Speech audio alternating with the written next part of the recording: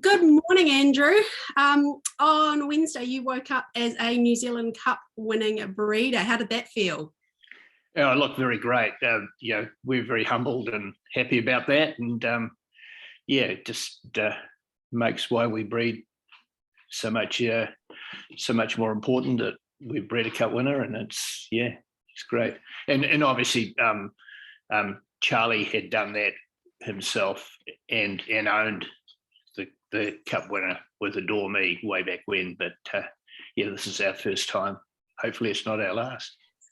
Fantastic. So, talking about Lively Nights, how did the Woodlands stud come to acquire her?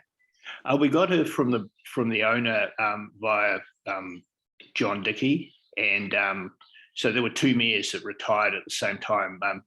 Her retired from racing, her and Voluntad, and he decided he wanted to keep part of Voluntad, and now we're leasing Voluntad, which is a half sister to Lively Nights. So Lively Nights by Live and Die, and Voluntad by Real Desire, out of the same mare.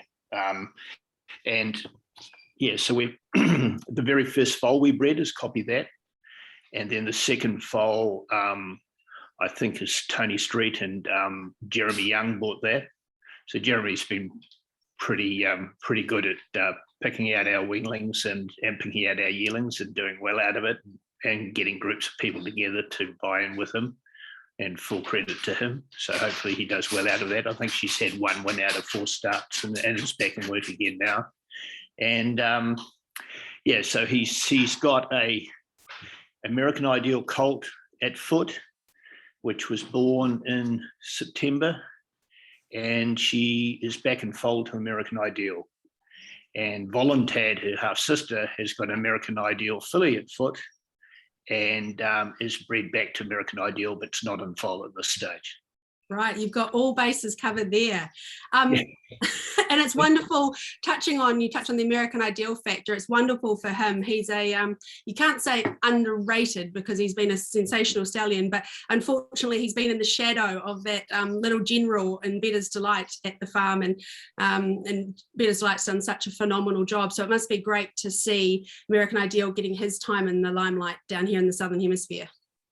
Yeah, he's it was a funny thing, because we weren't getting the support by the breeders in New Zealand, and we sent him to Australia, and his service fee was increased from 7.5 to 10 plus just, and he was fully booked and closed in Australia. Immediately arrived, because he's done such a great job over there, and the ink hadn't even dried. Excuse me. Hadn't even dried, and all of a sudden there's Christian Have Time, there's Typo, Kango, Copy That, and the list goes on. 4-year-olds just popping out of the works all over the place, and breeders saying, "Why did you send him there? That's not fair." And I said, "Well, it's very difficult. I mean, we own the majority share of the Southern Hemisphere rights to the horse, but we have some American partners as well, and we always like to get the best result for the stallion and give him the best opportunity. And in fairness, the best opportunity was for him to be in Australia, and so Seaman's coming back this way." Fantastic. And of course, Ray Green's had a great relationship with American Ideal, and also Debbie's wonderful eye out of a weanling sale. Yeah, well, so she picked out Hard Copy, who was a millionaire, and then I'm pretty sure that she renamed that horse Copy That, and the latest American Ideal that's done well, and so they've done very well out of it, and she's obviously got a good eye, and they love the American Ideals and have done very well out of them. And it's just great to see Ray do so well as a trainer, and he's such a great guy and great for the industry, and just good to see him succeed at the very top like that. And I think that's not the end of Copy That. I think he'll continue on, and hopefully he'll make the milestone of a millionaire as well. It'll be absolutely fantastic. So touching on the weanling sale, Woodlands started a huge supporter of the weanling sale and the yearling sale. So obviously you need numbers on the ground to support those. So how many foals are the Woodlands brand expecting this season, and how many are you looking at breeding? Yeah, we've rationalised a little bit in the last 12 months. So we were breeding sort of 150 odd, and then Mary and Paul were breeding another sort of 10, 12, 14, sometimes closer to 20, depending on the year. I breed 5 or 6 myself. So if you add the whole lot together, it's quite a large number of horses.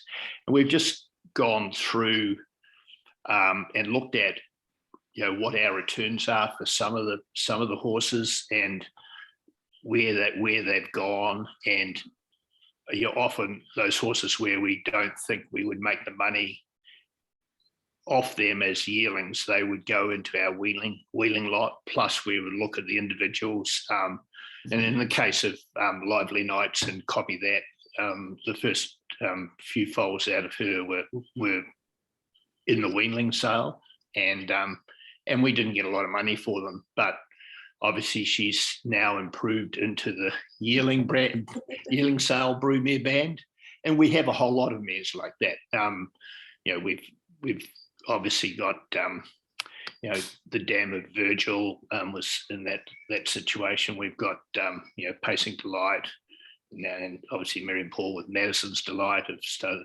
We're breeding her and American Deal as a result of that. Another American Ideal, and so we have that sort of process. So we have rationalised a little bit, because we've also, as you're aware, got a lot of horses out racing of retained fillies from mares that were starting to get old that we wanted to retain a filly, and we raced those. And that's, as the resultant of that is mares like Life's a Beach, Need You Now, and there's others that have come back into that have maybe met their mark, like Santa Maria, that's come back in to the broodmare band. And so we've got a natural sort of upgrade of some of our broodmares, and trying to probably not be closer to 150, but closer to sort of like 120, somewhere around there, maybe a little bit less, just improve overall the quality of the mares.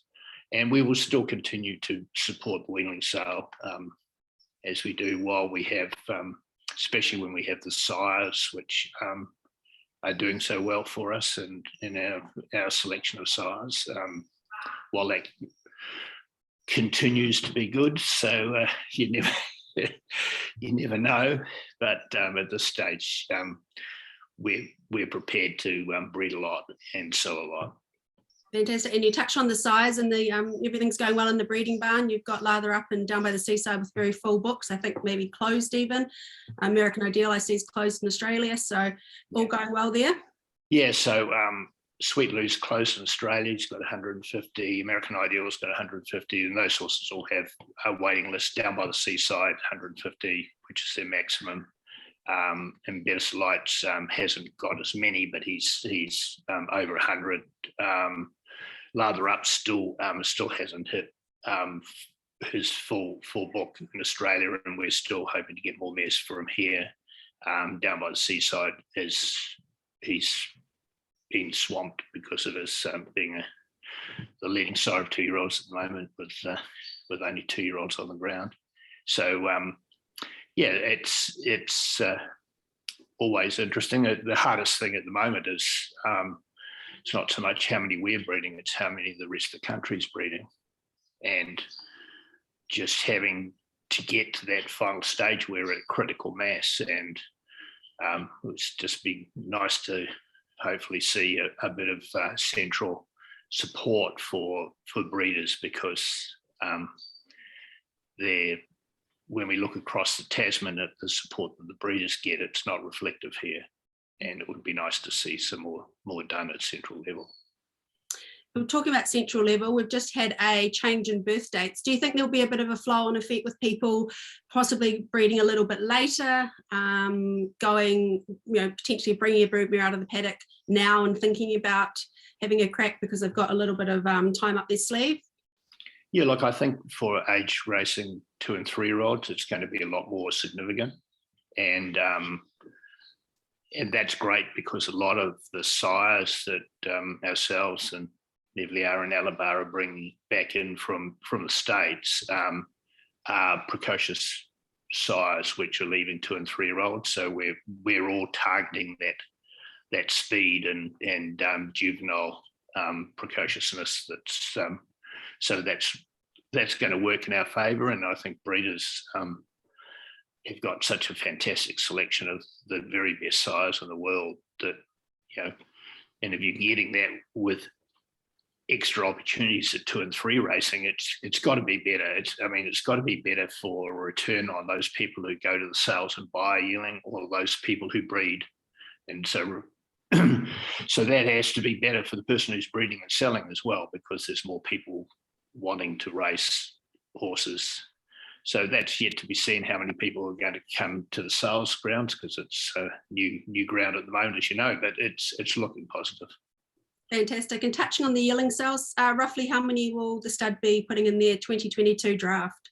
Yeah, I think it's our largest draft. It's a 40 odd, 40, a bit more than 40.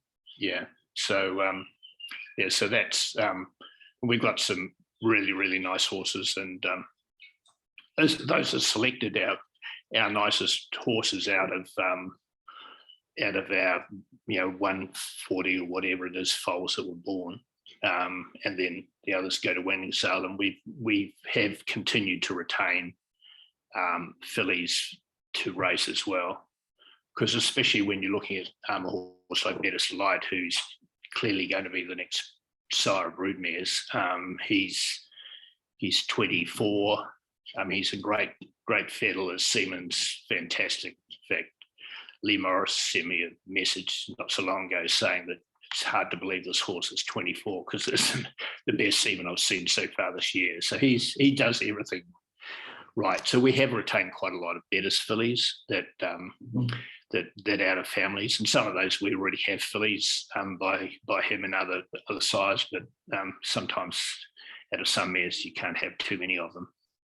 Yeah.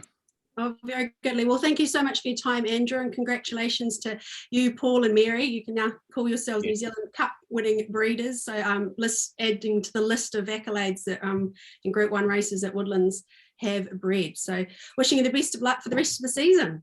Yeah, look, and thanks, Charlotte, and just great to see Ray Green and do so well. I'm just so pleased for him, and the Butterworths as well, who bought that horse and have supported New Zealand racing, and that's their second cup, which is fantastic to see as well. So it's been a great story. Yeah. Well, I think I saw something on Twitter the other day from Adam Hamilton. He thinks it should be renamed the Australian Cup, because the last 4 years have had Victorian owners. Last 4 winners have had Victorian owners share in the ownership of the horses. So. Well, we wouldn't want to go there, would we, for Australia? Because what's the percentage of horses? What's the percentage of Group 1 wins that have come from New Zealanders? They'd have to rename an awful lot of races themselves, wouldn't they? We won't go there. No.